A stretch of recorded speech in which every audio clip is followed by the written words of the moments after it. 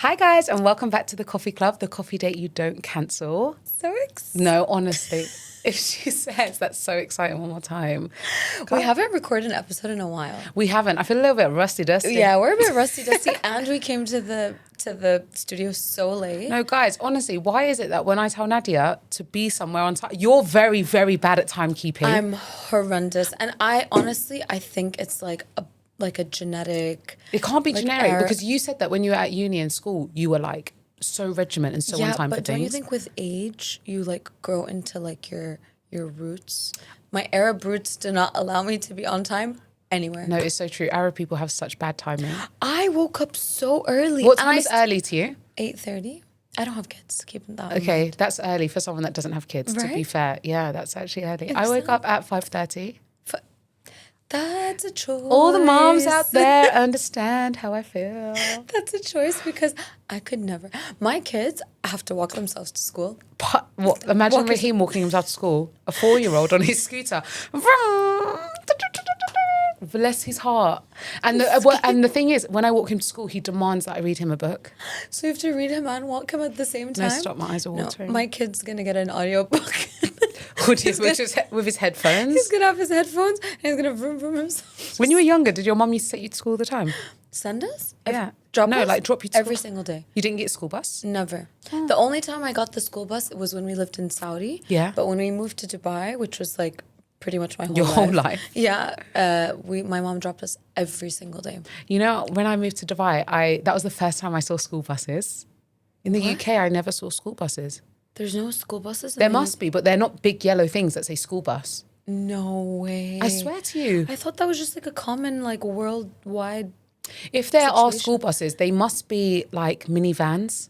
You know, like a Mercedes Yeah, what is it Vito. called? Vito. Yeah, it yeah. must be like one of those that you just don't realise it's a school bus. Or Yeah. like, I don't know, but in the UK, we don't have school buses. Interesting. Can someone fact check if there's any school buses? Yeah, because Raheem's not getting school bus, I walk. So anyway, thank you for being late. Oh my God, it's okay. But you know what is so...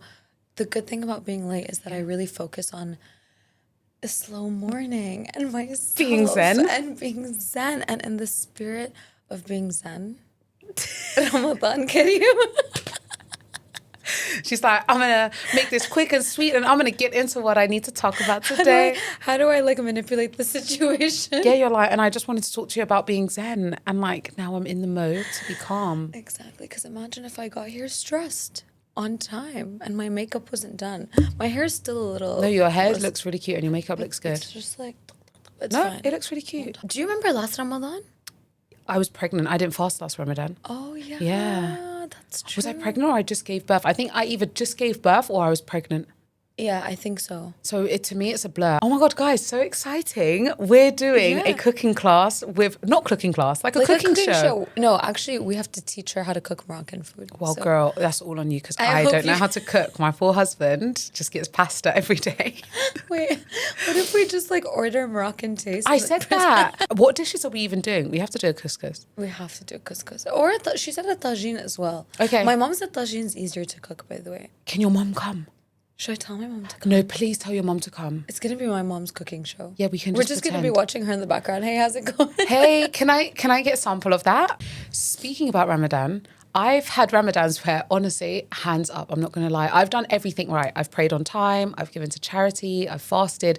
But at the end of it, nothing actually changed. That's so real because I feel like sometimes it becomes more of like a cultural thing than a spiritual thing where we glamorize like suhoors, iftars, our outfits, and we don't really do like the internal work. Exactly, because if fasting was just about the food element, then dieting would give you that same reward, but it doesn't. So I guess the question is, what is fasting actually supposed to change? I was reading about habits recently and it made so much sense. Psychologically, habits are loops. Cue, reaction, reward. Think about it like this. You feel insecure, you scroll, you're distracted. You feel annoyed, you gossip, you bond. And Ramadan interrupts the loop and forces awareness. And awareness is uncomfortable because you realize you're not just hungry. You're impatient, you're reactive, you're triggered. And a hungry stomach doesn't automatically mean a clean heart. It takes effort. And I feel like that's why Ramadan can feel exposing. Like last year, I realized that when I feel criticized, I immediately shut down. And that's my loop. My cue is that I feel misunderstood. My reaction is that I withdraw, and my reward is that I protect my ego. And I couldn't blame hunger for that. It was just me. That is such a good example. For me, it's reacting. I feel disrespected and I want to react immediately. But I've been thinking about the hadith where the Prophet ﷺ said, the strong person isn't the one who can wrestle, but the one who can control himself when he's angry. And it hit me because I always thought that strength was protecting yourself, but maybe strength is restraint. Okay, let's talk about the ego and the nafs. We talk about weakening desire in Ramadan. We only think of food. What about weakening the nafs? Because nafs is not just appetite. It's your attachment to validation, being right, being in control, being praised. And fasting irritates your ego because you're already uncomfortable. So when someone challenges you, it feels bigger. But maybe the reaction is the bigger work. Because ego sounds like I need to correct them, I need to defend myself, I need to get my point across. And humility sounds like maybe I don't need to win this. Imagine finishing Ramadan with the same ego that you started with. Then what actually gets purified? Ramadan is supposed to weaken your ego and not just your appetite. Let's talk about scrolling while fasting because we all say that we're hungry for God when really we're full of noise. And silence gets uncomfortable because when we get quiet, you meet yourself. Not everyone likes who they meet. And that's why we scroll, because it's not boredom, it's avoidance. It's so true. You're avoiding insecurity, regret, reflection. The Prophet ﷺ would retreat for reflection, and we panic when the Wi-Fi drops. That contrast alone should humble us. So how are some ways that you're preparing yourself for Ramadan? I'm starting to detox from coffee. No, I'm only joking, but I am actually starting to detox from coffee. I need to do that. That's going to be one of the hardest things for me. I know we just spoke about not focusing on food, but honestly, that coffee in the morning. It does help. I know. Coffee in the morning. Coffee in the morning. But apart from that, I'm really trying to make sure I stick to my prayers on time.